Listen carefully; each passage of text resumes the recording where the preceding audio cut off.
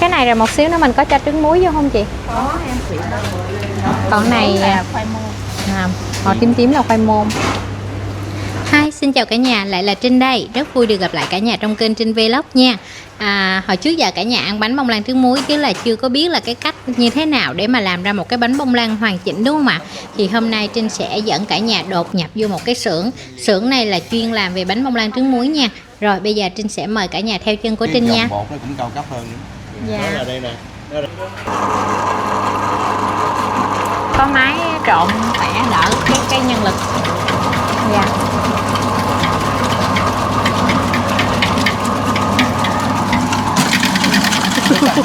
Hết hồn luôn.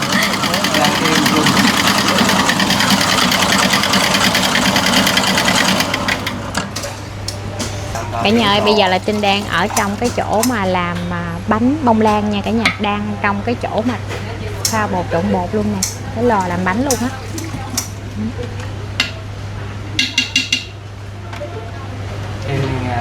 Mấy cái cối này mình hoạt động suốt luôn hả?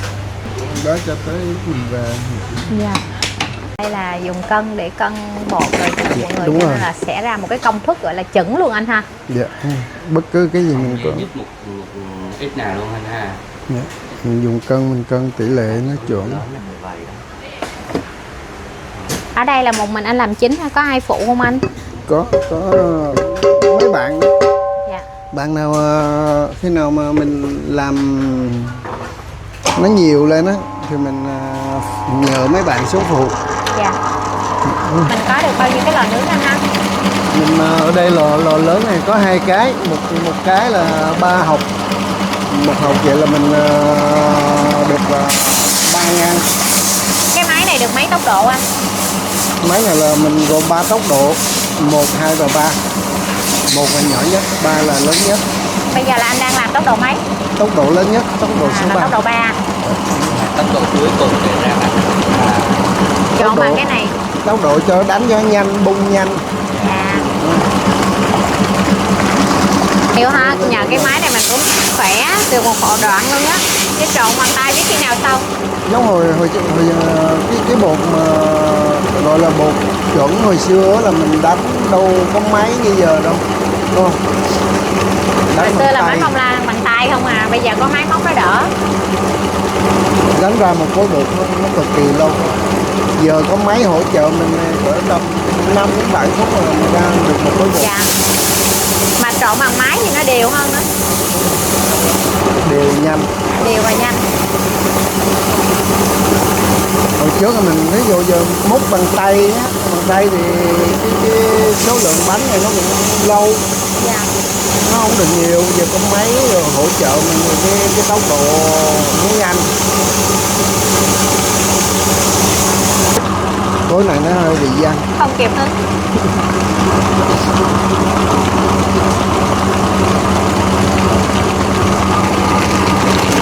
Hồi nãy là có một xíu là cả nhà thấy không, cái bột nó bong lên là nó sẽ lên như vậy luôn ha. Nó lên bằng miệng là đạt chuẩn rồi đó. Dầu là mình cứ cho vô từ từ vậy thôi. Lúc này là nó đang ở chế độ máy số 1 không? Dạ. Khối đó. Sao anh phải nhấc cái đó lên đặng cho nó đều hay là sao vậy anh? Đúng rồi, tại vì cái lòng cầu với cối nó có cái độ hở nhiều á, mình phải dỡ lên cho nó. Lúc mà dầu mình đổ xuống dầu lỏng mà nó tất nhiên nó chảy xuống dưới đáy á, đáy Dạ. cối. Rồi vậy là hoàn thành được cối bột rồi. Mẹ bánh lên. Bây giờ đem vô nướng là xong ha. Đúng rồi, ra máy chia nữa. bột này đổ được tất cả các loại bánh luôn ở đây luôn hả? Không, giống như bánh tô á. Bánh tô thì một loại bột, còn là bánh hộp nhỏ vậy nè. Bánh một hộp, đúng rồi. Một như đây là được bao nhiêu cái tô nhỏ nhỏ kia ha? Một cối này thì trung bình mình chia ra được khoảng 55 tô. 55 tô. Đúng rồi. Trọng lượng bánh là một tô nó là 130 gram. 130 gram. Đúng rồi.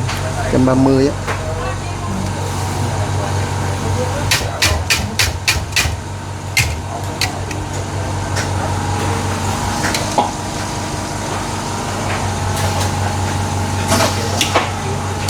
anh làm tiếp cái cói bên kia nha cả nhà.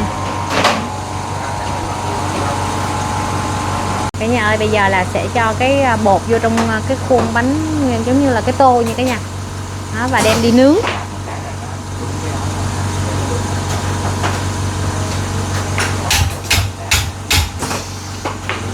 Chỉ cần đạp một cái thôi. Coi nha, em chỉ cần đạp một cái là nó ra được nhiêu đó hay là sao?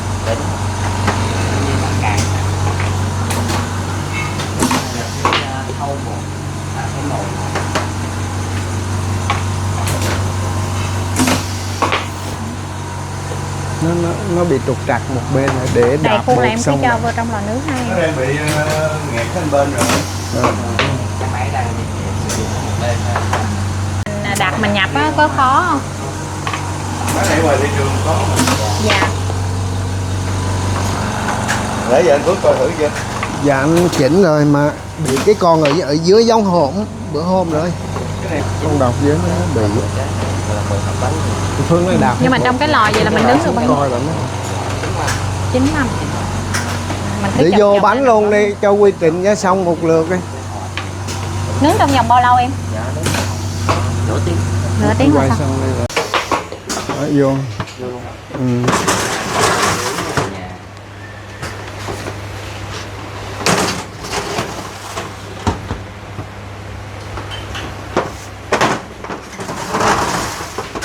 Là được 3 cái mâm vậy đó ha. Đúng rồi, một Dạ. học là bán mà. Đó đây. Bây giờ Cũng có, tiện ha. đúng rồi, cứ tới báo thời gian là mình ra thôi.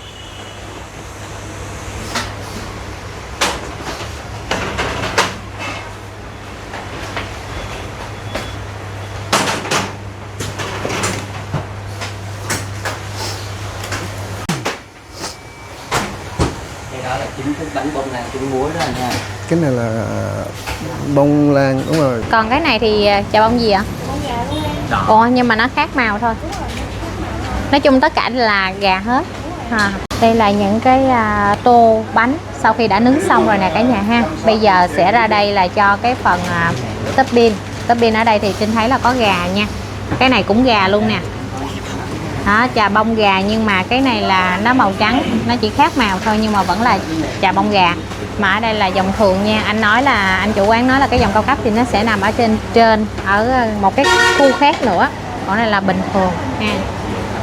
Bây giờ qua đây xong rồi cho chà bông vô. Bây giờ mình cho vô chưa chị? Mình cho sốt vô. Cho sốt vô trước. Cái sốt đó là sốt gì chị ha? Bơ hay là thì đó, ý là em muốn hỏi cái đó là cái gì đó không biết đó. Dạ. Dạ, sốt bơ trứng nha cả nhà. Mình vô một cái bọc vậy rồi bắt đầu mình bơm vô trong cái tô bánh. Đây cái mặt của nó. Dạ. Coi như là chà bông là mình cho vào công đoạn cuối cùng. Cuối cùng trà bông xong là mình rắc cái muối xong rồi đậy nắp và mình đóng cái bảng tên giá. Dạ. Bây giờ là chị đang vô sốt cho từng cái bánh trong cái tô nha cả nhà.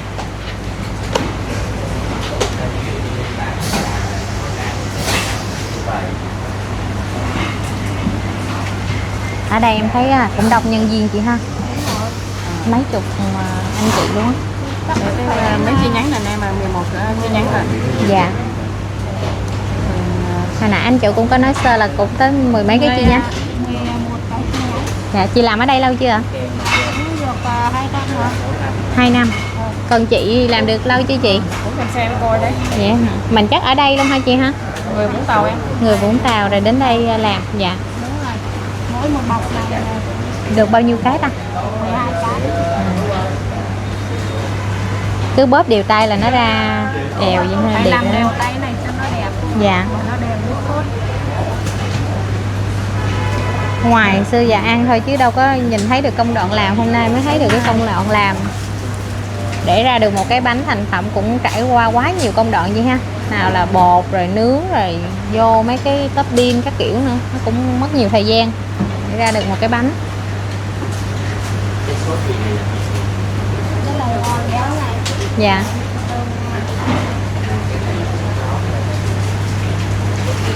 Vô ngay lò làm bánh là hửi được cái mùi rất là thơm luôn. Cả Cả nhà ơi, ở đây là một cái loại hộp khác, là hộp nó dạng hình chữ nhật nha, bên kia là giống như một cái tô ha. Bạn cũng đang vô bơ luôn và vô cái phần trà bông gà. Cũng là một cái sô cô la trà xanh, để em thấy cái màu tím này, cái môn đúng như cái màu nào tuy đó là nhìn biết luôn. nó ra cái màu.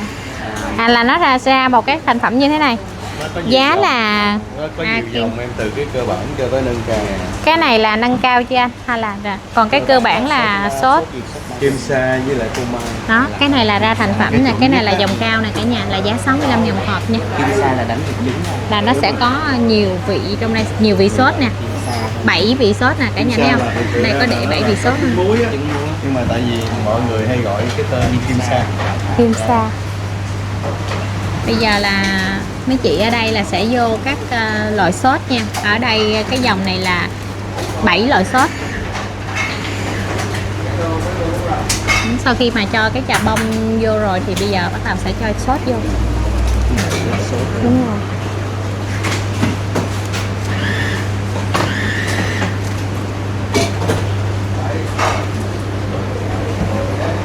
cái màu vàng đó sốt gì vậy? Sốt trứng muối. Kim sa đó ha. Kim sa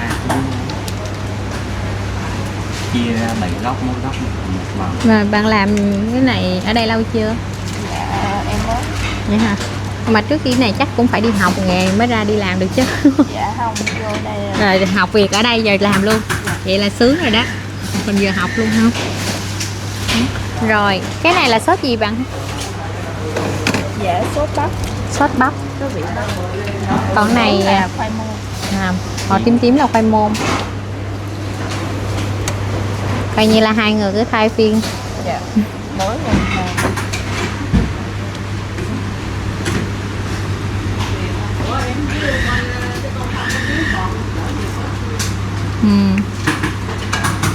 Cái này là sốt Sô cô la. coi như là nãy giờ là 4 vị rồi đúng không? Dạ. 4 vị rồi.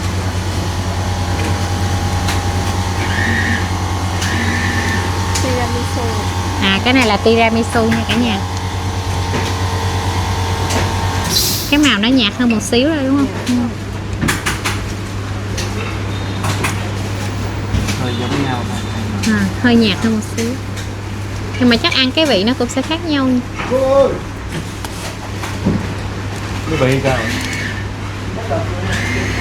Cái bịch sốt màu xanh đó là có phải là sốt trà xanh không? Dạ đúng rồi. Cái này là sốt gì bạn? Dạ phô mai. Bây giờ rắc trứng muối vô nha.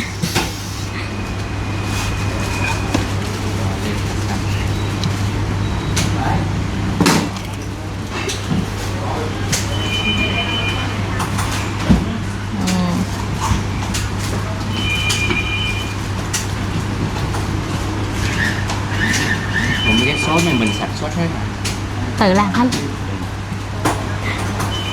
Nó sẽ chủ yếu là cái những cái sốt sản xuất riêng thì nó từ cái nguyên liệu của cái cây đó, là từ cái quả, từ cái trái đó. Như trà là từ trà, xong rồi sô cô la là từ cacao. Không phải nghiên lấy cứu. những cái nguyên liệu ở ngoài thị trường bán. Dạ. Dạ. Về rồi mình thấy cân đong đo đếm theo nhiều lần. Theo Như cái vậy, của mình. theo cái khẩu vị của khách hàng mới ra được Dạ. cái cảm giác lúc nào là nó ngon. Nhưng mà để ra được một cái lần mà ra như vậy. dạ mất thời gian nhiều không anh? Ví dụ mình để ra một cái công thức chuẩn á, mình hồi xưa giờ mình mất khoảng bao lâu để ra? Phải trải qua nhiều lần á. Dạ. Là coi như cũng phải trưng cầu ý kiến của khách hàng rất là Đúng nhiều rồi. đúng không? Lắng nghe khách hàng. Dạ. Bây giờ là các bạn đóng hộp lại nữa là dán tem lên là xong đó cả nhà. Vậy là xong một quy trình. Có dán cái tem. Nhiều lắm. Không kể xiết được. Nhưng mà Chị rành hơn hả? Mặt hả là bao nhiêu, là khoảng bao nhiêu? 100 hay là 50? Chắc khoảng tầm 100.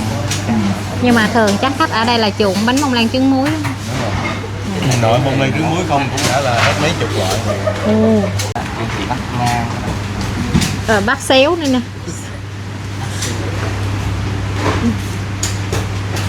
Bánh này là được mấy vị ta? 3 vị. Bắp chéo được 2 vị. Của em 2 vị thôi. Hoàng kim với phô mai nha. Còn ta. Bắp. Sốt bắp. Trứng muối hả? Trứng muối với bắp.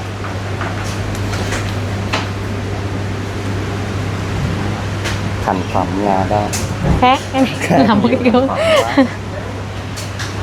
Ở đây là kiểu là mình chỉ làm cho hệ thống của mình thôi hay là mình có bỏ sỉ đi đâu không anh? Có bỏ sỉ cho mấy cửa hàng tự chọn. Mấy cửa hàng cửa hàng mà nhà phân phối lớn với lại tạp hóa. Nghe tạp hóa thì những cái bánh chuẩn thôi, những bánh chuẩn, bánh mặn, bánh ngọt, còn những bánh bông lan trứng muối thì là chủ yếu là cho hệ thống của mình. Dạ. Những cái bánh chuẩn thì là những cửa hàng lớn, cửa hàng tự chọn á, lớn ở Vũng Tàu này, với lại những cửa hàng tạp hóa mà tạp hóa lớn. Dạ. Chứ mình chưa vô được tạp hóa nhỏ thì người ta bán chậm, mình phải bao thu hồi nên là mình chỉ vô tạp hóa lớn với cửa hàng tự chọn lớn thôi. Làm bánh gì vậy bạn? Cái bánh này là bánh gì? Là trong sẽ có nhân trứng muối, phô mai.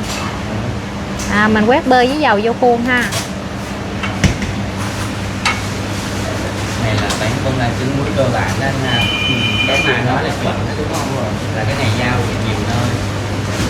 Nó khỏi vô. Cái nó để được lâu hơn là cái có sốt hả?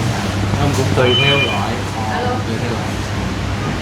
Thường thì sốt là mình để được trong vòng bao lâu ta? Bánh có sốt á. Nó có khoảng 3-4 ngày, 4-5 ngày, nó có ngày cũng có tùy. Còn cái này thì sao? Mấy cái này cũng vậy. Cũng vậy luôn. Dạ. Cái này là sau khi mà nướng cái bánh bông lan xong bắt đầu anh sẽ vô cái phần trứng muối nha cả nhà. Mình vô trứng muối xong mình nướng tiếp một khoảng thời gian nữa rồi nó mới xong. Rồi trứng muối. Một hộp như vậy là được mấy cục phô mai chị? 4 cục. Tức là một cục này chia là 4. Dạ. 4 cục nhỏ từ trong một miếng to. Cắt nó cũng phải nhẹ nhàng quá. Đúng rồi, không phải. Dạ.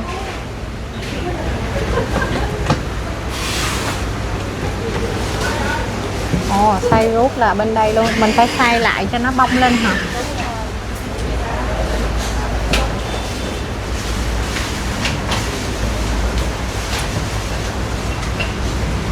Cái này rồi một xíu nữa mình có cho trứng muối vô không chị? Có em. Trứng muối là trứng muối dạng nhuyễn hay là sao ạ? Mình xay nhuyễn ra không? Còn cái nào mà loại một miếng mà cắt đôi trứng muối mà nguyên cái trứng á? Đó là bánh tô lớn. Bánh tô lớn nữa hả?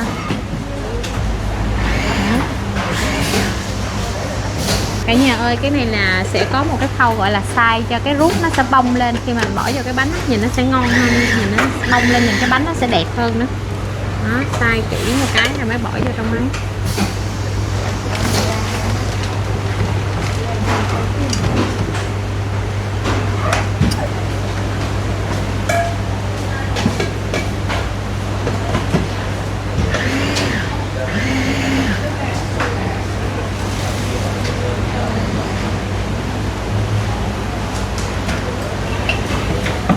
Bánh này là bánh gì chị?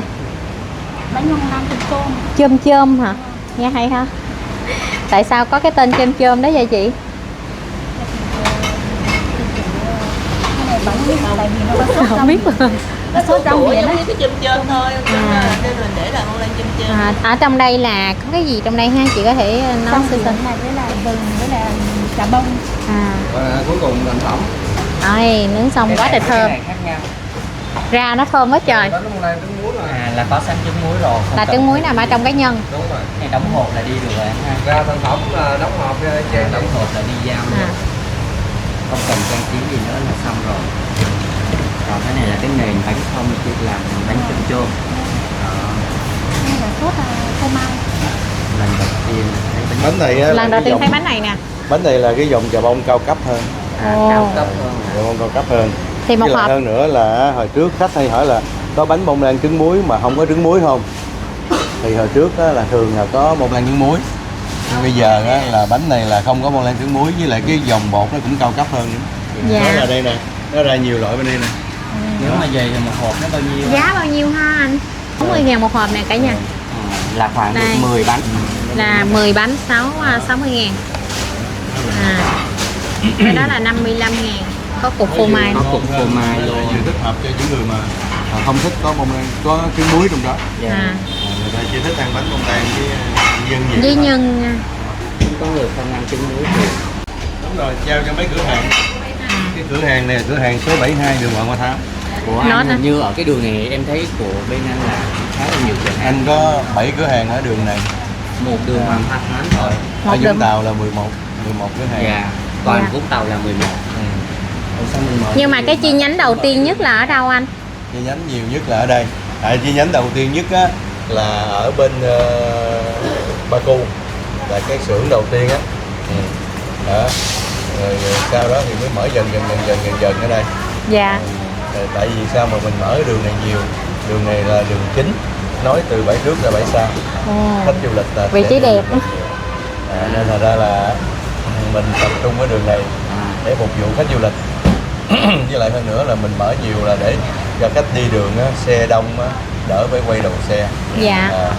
Tiện ở đâu là tấp ở đó. Bạn bè không có phải hối nhau là tới giờ về rồi nữa, chứ là tài xế cũng thuận lợi trong việc mà chạy tới chạy lui. Dạ, Đó là nhưng vậy. mà em thấy cái tên hơi lạ, có chữ donut á, mà cuối cùng lại là bánh bông lan trứng muối. Donut có nghĩa là ở bên đó là anh có tăng cường thêm cái dòng bánh donut. Ở bên đó là cái bánh donut. Là cái chỗ Nghĩa đầu là tiên ở bên hay là? xưởng bên đó ngoài bánh bông lan trứng muối thì có sản xuất thêm bánh donut. là có hai xưởng giống như vậy luôn hả anh? Còn một xưởng nữa ở bên 75 Hoàng Hoa Thám bên đây. Là cái chỗ này mình đi ngang đó. Đó. Em Đó là tưởng vậy. là các nơi khác là cái quầy thôi, thì đây là xưởng chính mà rốt cuộc có hai xưởng. Hai xưởng bên kia cũng bự hơn xưởng này chút xíu. Cũng bự. Cũng bự hơn anh. Em thấy đây là Đây cũng này, bự bánh đó. donut ở đây nè. Dạ. Anh sẽ giới thiệu từng loại bánh đi ha. Đó, tại sao là nó có chữ Bởi vì donut hồi đó. nãy em Đó. thắc mắc là tại sao có chữ donut mà trong đây là lại làm bánh bông lan trứng muối nhiều Đúng mà rồi. không thấy bánh donut già là Ở có xưởng nè. dưới kia thì có sản xuất bánh donut. À. Ở đây là mình có những cái loại bánh nào ở trong quầy, anh có thể nói sương sương cho tụi em biết được không ạ? Đây. Dạ. Khách mua nè cả nhà ơi. Đây À, cũng khách chính du là lịch lý đậu do xe. mà anh mở rất nhiều cửa hàng đó cả nhà. Mà xe hơi đậu nhiều nha cả nhà. Biển số 70 là ở Tây Ninh nè. Tây Ninh. Khách này là khách từ Tây Ninh nha cả nhà. Đi du lịch ở Vũng Tàu xong rồi là ghé vô mua bánh luôn. Cái con đường Hoàng Hoa Thám này á, thì nó tiện một cái là nó nối từ bãi trước ra bãi sau luôn. Và là cái trục đường chính á, cho nên là anh ở đây là có tới 7 cái chi nhánh luôn. Rồi có rồi đây ơi. Đầu tiên á là bánh trứng muối là có giá là 35.000, là bánh truyền thống. Và chỉ có bông lan với trứng muối không thôi. Dạ. Rồi ở đây các bạn có thấy là cái chữ trứng muối với chữ chà bông kế bên nhau không? Thì cái giá nó cũng nhích lên chút xíu. Đó, truyền thống rồi bắt đầu trứng muối chà bông. Rồi trứng muối phô mai. Rồi là tới cái này, có nghĩa là tổng hợp của ba cái này lại nó ra là trứng muối phô mai chà bông. Đó là từ cái truyền thống. Đây là dòng bánh hộp, là dòng bánh đầu tiên của bông lan trứng muối, là mọi người biết đầu tiên là từ bánh này. Dạ. Rồi đó, rồi sau mới tăng dần thêm là cái bánh mà bông lan trứng muối mà không có trứng muối nè. Đó là nó có chà bông. Chà bông này là chà bông giòn. Nó giòn, nó ngon hơn là chà bông gà xé của mình. Đó. Rồi đi cộng thêm mấy cái sốt mà nãy giờ mình thấy ở trong Quay xưởng ở đó, trong đó, đúng mỗi không? một hộp đó cái dòng khác nhau. Đó thì nó ra là cái dòng bánh bông lan trứng muối, với lại kèm theo có sốt, có chà bông. Chà bông này chà bông hơi đặc biệt hơn những cái chà bông mà những cái tô truyền thống khác. Rồi. Dạ. Đó. Rồi tới donut hồi nãy mấy bạn hỏi đó, là bên này là ở dưới xưởng là 75 bán. Ở xưởng 75 làm ở dưới. Dạ. Rồi tới dòng bánh truyền thống cũng là cái tô, nhưng mà nó chỉ có sốt với lại hai loại chà bông với lại rắc trứng muối lên thôi. Đó. Đó là vậy đó. Rồi tăng dần lên đây thì từ cái truyền thống đó nó bắt đầu mới có theo nhu cầu của khách hàng á, mình mới có thêm là phô mai viên, cắt nhỏ. Xong rồi từ cái phô mai viên này bắt đầu mới có thêm là sốt phô mai, sốt kim sa, rồi tăng cường 1-2 sốt thành 2-3 sốt, 2-3 sốt thành 3-4 sốt, 4 sốt thành 5-6 sốt. Nó tăng dần theo cái nhu cầu của khách hàng, các bạn tuổi trẻ, không, nghĩa là biến tấu dần lên đó. Rồi bên cạnh đó thì có những nhu cầu là khách muốn tặng, thể hiện thành ý của mình thì có size lớn, hoặc là người thân này nọ, bạn bè đó tổ chức tiệc tùng này nọ đó, tặng với nhau đó thì quà lưu niệm này thì khách sẽ mua những cái dòng size lớn, có những cái sốt kèm theo đó, nó cũng khác nhau dần dần lên đó. 130 là lớn nhất hả? 130 là lớn nhất đó, thì nó kèm theo cái sốt này Là tặng kèm 3 loại sốt. lại đi kèm theo. Dạ. Đó. Còn những cái này nó đã có sốt sẵn trong hộp rồi, còn này là size lớn nên ra mình phải để sốt riêng. Dạ. Đó là vậy đó. Rồi bên cạnh đó thì có những cái bánh bông lan cuộn, bông lan, bánh mặn, bánh ngọt các loại. Bên đây cũng có. Bánh Trung thu anh có làm bánh trung thu không? không, bánh trung thu thì không có làm. Không nói tới nó luôn. Chưa dám tìm tòi tới. Tập trung cái mặt của mình. Đó, những cái bánh muffin nè, bánh tam giác nè, bông lan cuộn nè, bánh chà bông kẹp nè, bánh mặn, bánh xúc xích, hot dog này nọ. Đó là cái xưởng mình làm cái này. Tại sáng giờ bán hết mớ rồi. Đó. Tính ra là mình đã được Bánh bao mì năm bi. rồi anh? Hả? Tính ra là được bao năm Từ rồi? năm 2009. 2009. Lúc đầu anh mở là anh mở một mặt bằng hay là anh mở một cái Một quầy tiệm như thế thôi, nào? Một tiệm. À. Và cả nhà ơi, bây giờ là các bạn nhân viên sẽ lấy bánh đi giao cho các cửa hàng ở gần gần đây. Mình cứ đi liên tục chứ đâu có cần phải phân là sáng chiều ha. Không em, có điện thoại bàn á, để cửa hàng nào mà gần hết bánh thời điện về, cửa hàng nào gần hết bánh thời điện về báo là bắt đầu sắp xếp đi giao liền luôn để cho kịp bánh tới.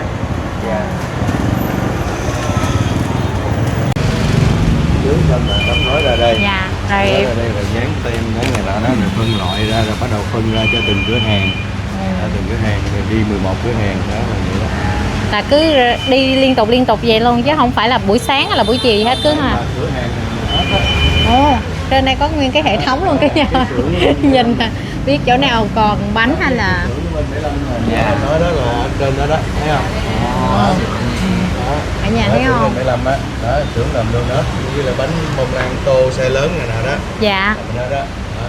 Còn mấy cửa hàng nè, đó thì thấy cửa hàng nào mà hết đó, đó thấy khách không? Đó. Thì, Mình quan sát từ xa là mình biết chỗ nào còn, chỗ nào hết bánh. trên khu đô thị Chí Linh. Đó. Này là trên Cát Lở, 34.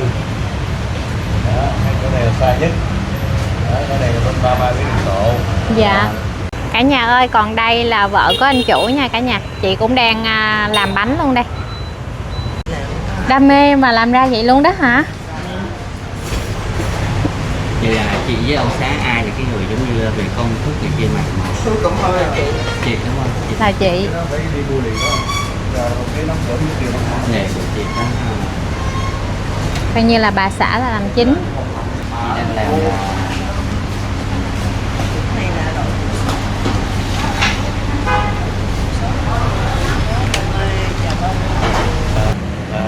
Cũng là giống như hồi nãy nói là để giúp cho khách không phải quay đầu xe, thuận tiện là ghé vô mua luôn rồi trên đường về luôn, đỡ cho bác tài, đỡ cho bà con khách hàng đi tới lui nó cực, nhất là những cái mùa mà đông như thế này nè, đó, mùa Tết này nè đó, mà khách đâu có quay đầu xe được, ngay cả mấy nhóm mà thanh niên mà đi Honda cũng vậy nữa, thuận tiện ở đâu là ghé vô mua luôn rồi đi tàn về luôn, chứ đâu có thể nào mà quay đầu xe mà đi kiếm, nên thành ra là anh cố gắng anh rải đều ra để cho mọi người là dễ mua hơn, biết được anh nhiều hơn, ủng hộ Vậy là anh được sau nhiều khi hơn. mà trao đổi giờ là có thể đặt anh là ông trùm bánh bông lan trứng muối được Không chưa? có đâu, không dám đâu. Không dám nhận à? Nếu mà nói mà trùm thì không dám trùm đâu. Thì mình cũng còn thua nhiều chỗ khác nữa, Dạ. chứ không phải là Anh mình rất là khiêm tốn. nhưng mà thấy anh giống như là đánh bằng cái cách rất là truyền thống xưa giờ là cứ dăng bạc hiệu ra mở cửa hàng ra. Cho nói chung là đánh vô cái tiềm thức của người đi đường trước, chứ như kiểu là người ta đi là người ta sẽ nhớ Sử tên. dụng mạng xã hội nhiều. Cả nhà ơi, đây là bánh bông lan chôm chôm và bánh bông lan có trứng muối bên trong. Bây giờ Trinh sẽ ăn để trải nghiệm thử nha. Bây giờ Trinh sẽ ăn cái bánh bông lan có nhân trứng muối trước nha. Phía sau lưng Trinh là cái tiệm bánh luôn á cả nhà.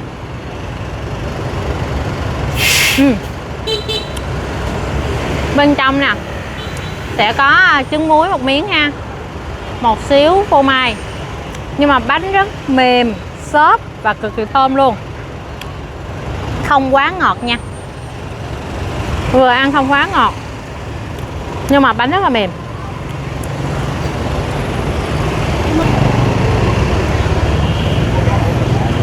Ngon nha cả nhà,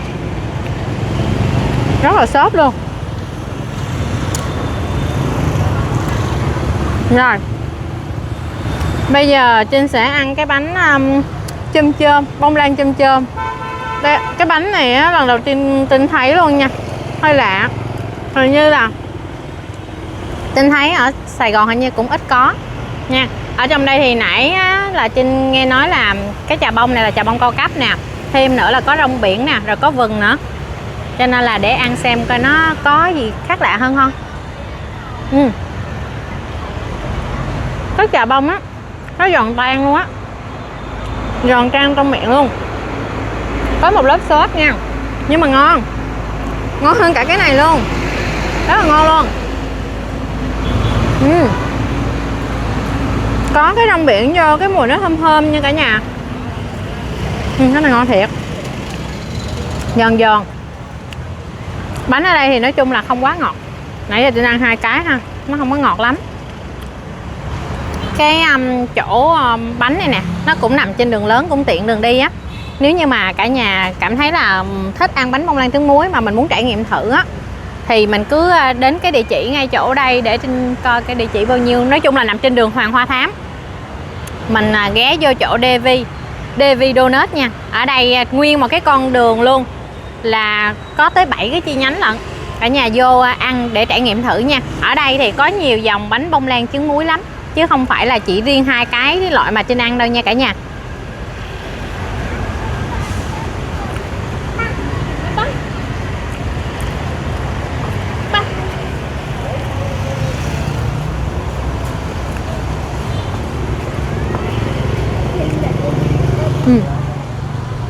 Bánh này ngon.